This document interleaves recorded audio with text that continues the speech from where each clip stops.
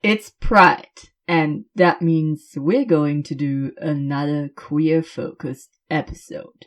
And this time I want to talk about characters that aren't queer, but should be, in my opinion.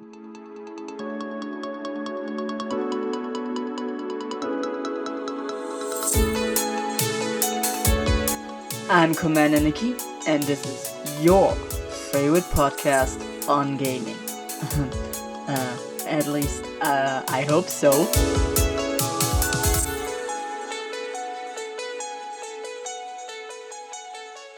Hello and welcome to a new episode of Nikki's Gaming Universe. As I said in the intro, I'm going to talk about characters that aren't queer but should be, because oh boy, there's so much wasted potential when it comes to queer shipping and queer romances in video games. So let's get started with my specialty, Mass Effect, obviously. And let's just start off with Jack, the biotic we meet in Mass Effect 2. And the arguments on this one are easy. She quite literally mentions past girlfriends.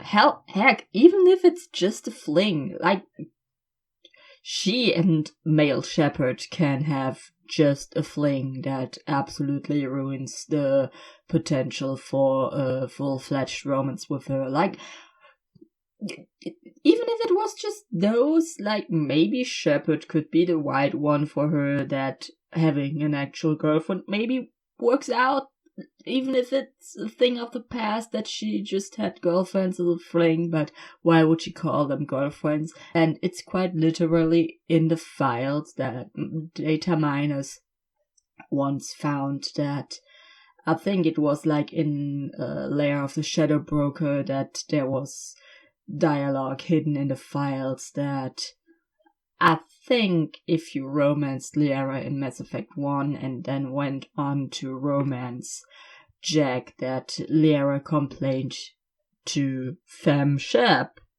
that she chose Jack instead of her, and something like that is in the files, and data miners found that. So technically Jack is definitely available for both male Shepard and Fem Shep, but somewhere along the lines they just cut it out and she's only available for male Shep, even though she should be for both, and that's annoying. And next up we have Tali, and yeah, maybe I'm stretching my arguments with that one, but also there's stuff in the dialogue, like nothing data miners found, but quite literal in the canon dialogue, that she says to Fem Shep, oh, if you were a Quarian too, well, I would like to link my suits with you, which is quite basically, in Quarian terms, fucking. She'd fuck Shepard if she was a Quarian too, but nah, she isn't. So the risk of infection with a species that has not the right assets, like Turians and Quarians share, and that stuff, the risk is too high for Fem Shep, but male Shep is just right. So Tali, please,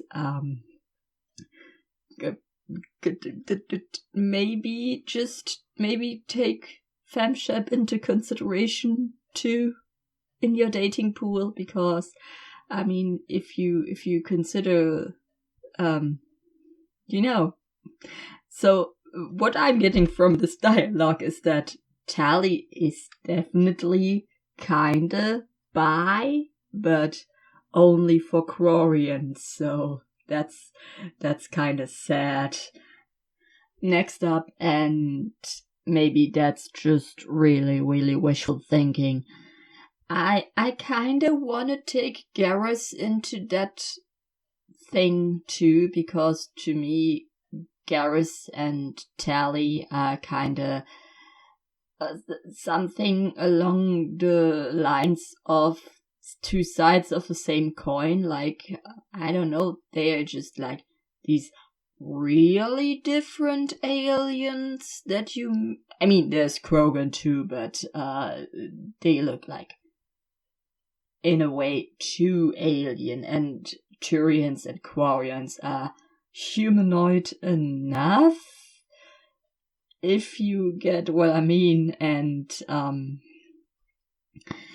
I don't know, but maybe for Garrus stuff, a romance with male Shep could be put behind really specific dialogue choices, like maybe if you are a full Paragon Shep and show from Mass Effect 1 on Garrus a path to redemption and being a absolutely good person, you know, the whole Solarian experiment thing that is a little side mission in Mass Effect 1, and then the loyalty mission of Garrus in Mass Effect 2 of saving him from doing that revenge kill and all that. And maybe there should be something in, bonus points for saving that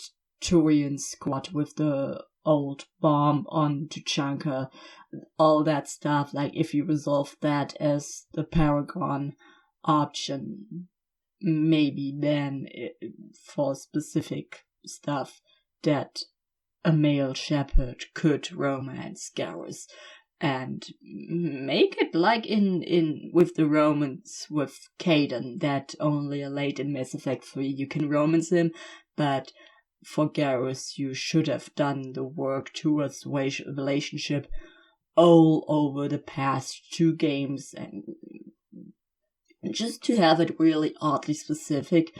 And Garrus is just really like this side idea I had, because I really like if some characters kinda come in pairs, because if you don't romance either as male Shep or femme Shep, Garrus or Tally, they both end up together, and I think that's would be a cool parallel if Garrus was also in my fantasy world where Tally is available for femshep.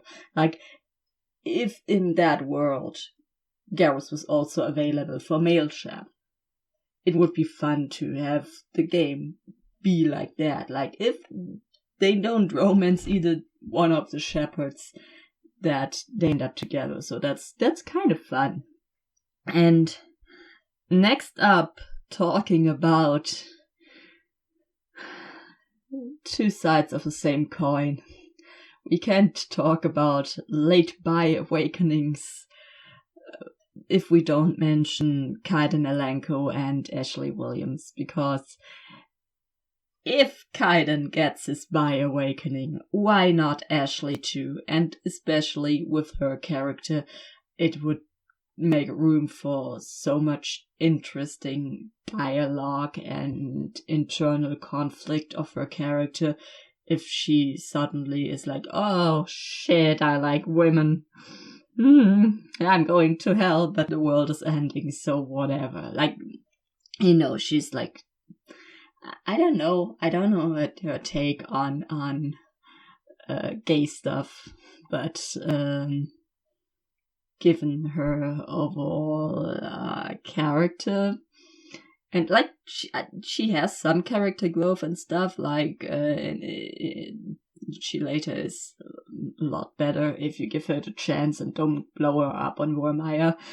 And I think that would be kind of interesting, just to have her also have that arc of, hey, we are all going to die, and I'm not wasting my leftover life on not pursuing a romance that I should have pursued maybe earlier, something like that. Like, just let Ashley romance Femshep in that ideal scenario, because Ashley is quite literally, like, in terms of characters coming in pairs, is the other side of the Caden coin. So yeah, and I'm not asking for all the Mass Effect characters to be player sexual, like in other games the romanceable characters are.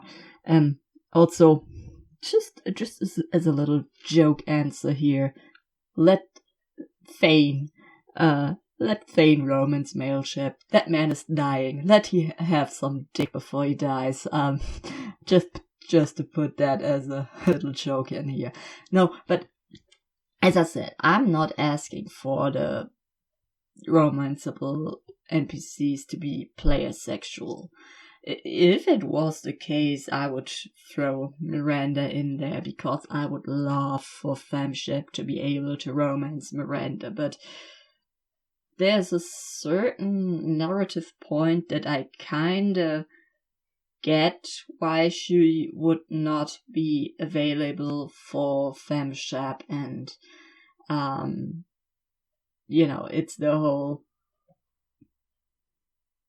I think if she was available for Femshep, it would kinda play into the narrative of men did her wrong all her life, and now she finds comfort in the arms of a woman.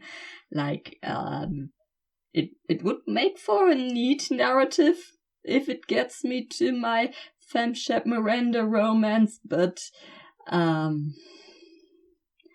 it's also like, sometimes when especially women who have been in relationship with men before and then end up with women, it's like, oh, so have men hurt you that much that you now have to be with a woman? Stuff like that, and that's why I'm not asking for every single character to be romanced by the player character. Look, I even took Joker out of the equation, even though everyone would love to romance Joker. Shepard and Joker make good friends, amazing friends, and the Garrus romance with Femshep has showed us that friends to lovers is an amazing plotline.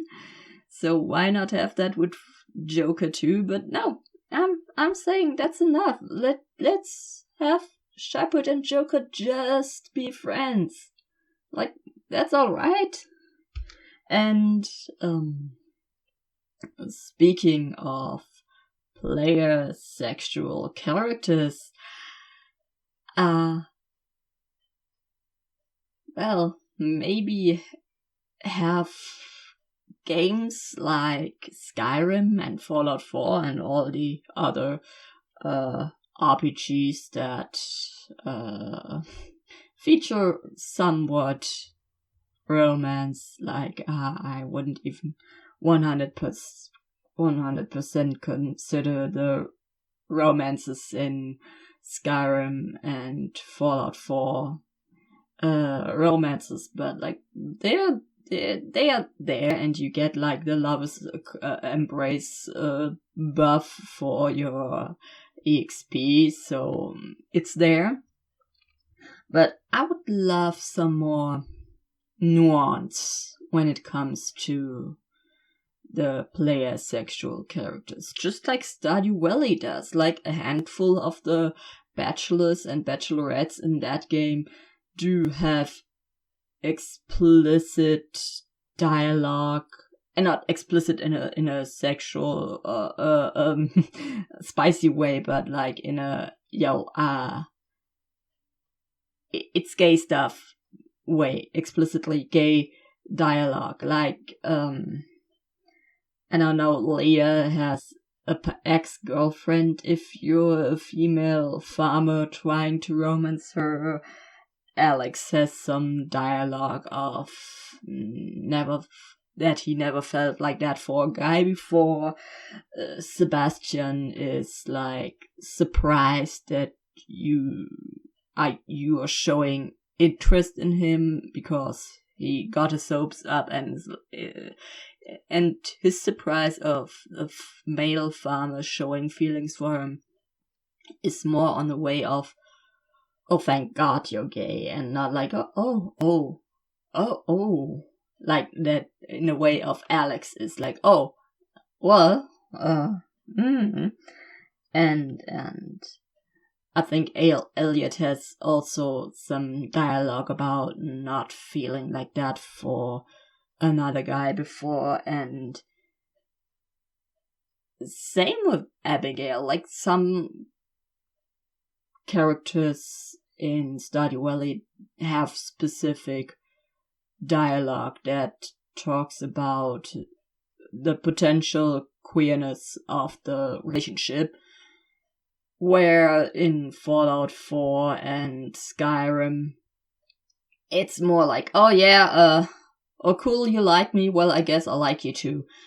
There's some mild hint towards at least some bisexuality from Kate, like when you switch the companions and you switch her with Piper, or like the other way around, I'm not sure. Like, Kate makes a comment about, oh, too bad we can't make it a threesome, so... And I'm not sure if she does that to tease Piper, or if she would be really into that. And yeah, something like that. Like, at least with Kate, there's some nuance that hints towards her being maybe potentially interested in Piper. Like, that's there, but all the other characters feel like really, I don't know, empty when you romance them. As far as I know, like, there's not much about, I guess that's happening. Like, I can totally see with Dance being surprised if a male soul survivor would pursue him, and he would be all like, but duty and honor, should we do this? But, I mean, I guess queerness is alright in the Brotherhood of Steel as long as you don't fuck something that isn't human. Which in the case of Dance, spoiler warning, by the way. Anyways, as I said, like, even games where the characters are player sexual, there should be, at least in my opinion, some nuance about their queerness. And yeah, now speaking of a game where you don't have a choice, Uncharted Lost Legacy, I really think Nadine and Chloe should have ended up together, because, oh my god, their chemistry in that game is so good. I ship them so hard. It's super obvious that they're into each other, at least in my eyes, and I really wish they would be a thing. Speaking about chemistry, last but not least, I want to address a really uncomfortable elephant in the room. Let's talk about Detroit Become Human. Marcus should be bi.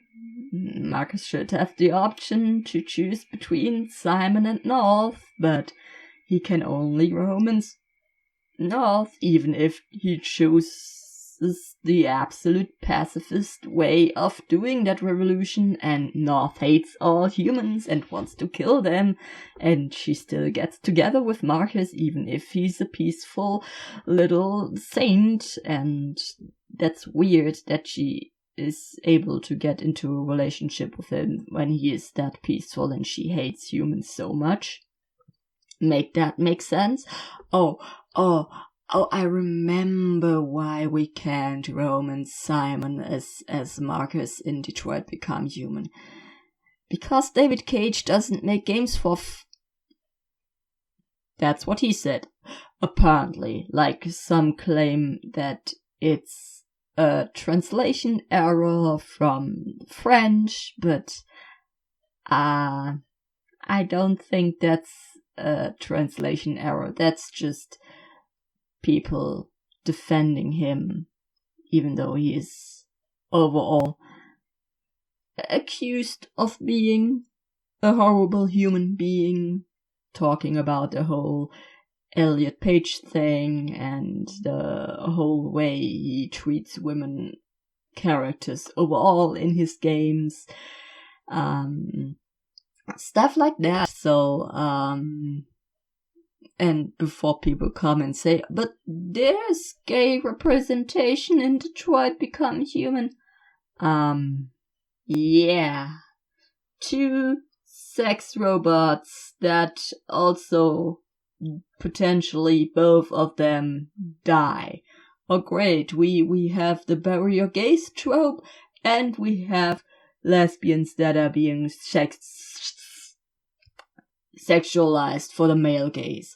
Oh wow, such amazing, great representation. Wow, such gay, such wow ally. Great, wonderful, love it.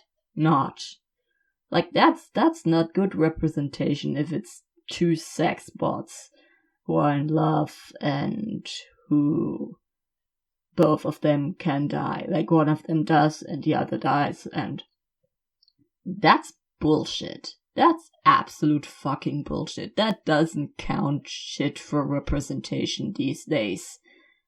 That's no. Big no. And then you have Simon right there in the Android safe space, and he's like good and peaceful and nice to Marcus, and he supports Marcus when he does the peaceful revolution, and he gets like bonus relationship points if Marcus does the peaceful revolution. And I really don't understand how Marcus and Simon can't be an item, but as I quoted David Cage before, that's why it's not happening, and it's horrible. And I think there's still a long way to go when it comes to queer representation or queer romances in games. Like, I can't believe, and luckily I haven't seen them myself, only like in screenshots on short vertical videos. You know, those short videos, TikTok, Reels, YouTube Shorts. I don't remember where I've seen them, but it was like some Life is Strange fans saying, yo, what the fuck? It's the year 2024 and I can't believe we're still getting homophobic comments under Life is Strange content. And that's wild, because queerness in Life is Strange is such front and center. How can there be fans of the game that also hate parts of it so much? Like they claim, my Max is straight and like, sure, that's like player choice and stuff, but it's there. And for example, you can't deny that Chloe had feelings for Rachel and stuff like that, and it's weird, and I don't understand how stuff like that can happen. Like, some discussions like that feel like, remember back when a while ago when a new Wolfenstein game came out and they made an advertisement about like punching Nazis or something and killing Nazis or something, and people got angry at that and said, yo, keep your politics out of the games and what the fuck. And yo, my dude, Wolfenstein has been about killing Nazis for like, what, 50 years? And now you're getting angry about this game being about killing Nazis? Are you stupid or something? Like, seriously? And the whole discussion about, keep your politics out of the game. It's wild because so many games are directly or indirectly about politics. Just say that you're a queerphobic asshole.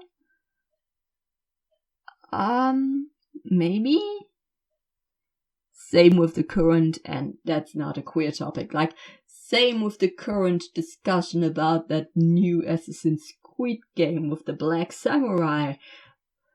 That's a real historical person, and people are getting angry and calling Assassin's Creed woke because there's a black player character. Oh no! What?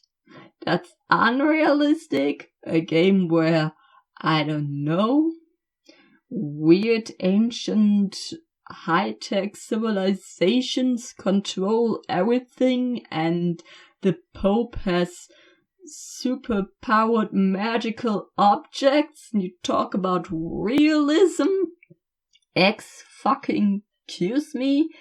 And it's just wild, and as I said, we still have a long way to go of queer stuff in media in general.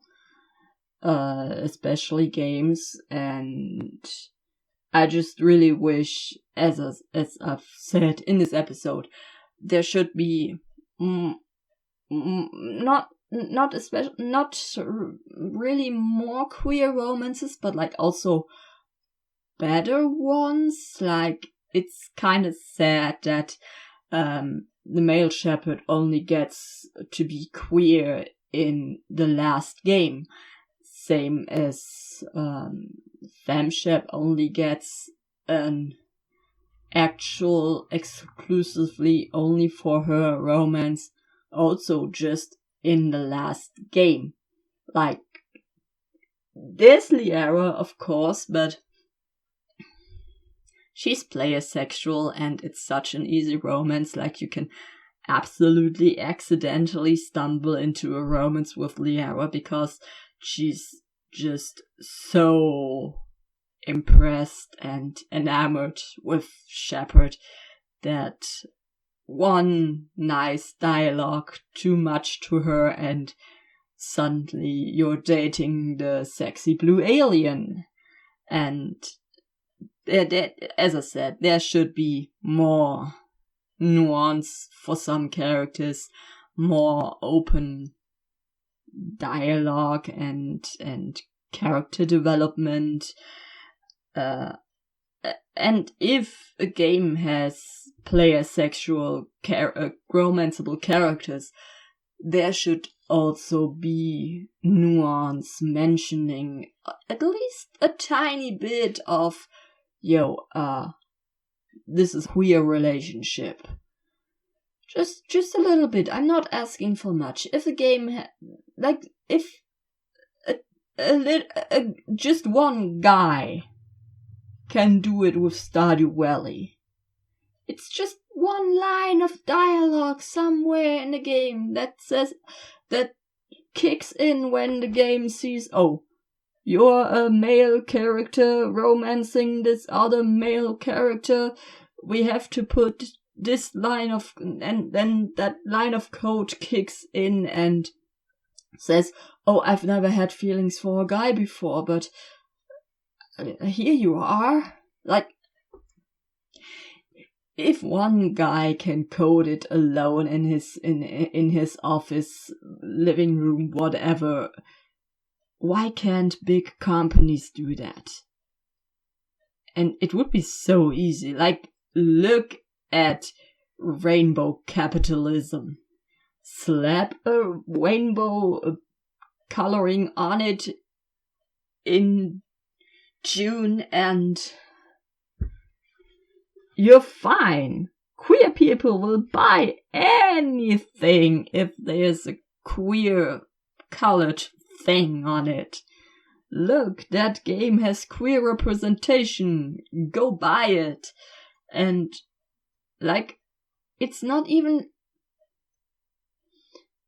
And the argument of, oh, we might lose customers doesn't count. One of the best-selling video games ever, don't quote me on that, I didn't look it up, but I just assume it is, has a lesbian as its cover character. I'm talking about The Last of Us. Same with Horizon Zero Dawn. Aloy is queer. And those are characters that are the center, the main character of just amazing big franchises. And honestly, by this point, the argument of, oh, we might lose customers doesn't count. You're just a homophobic piece of shit. I'm sorry.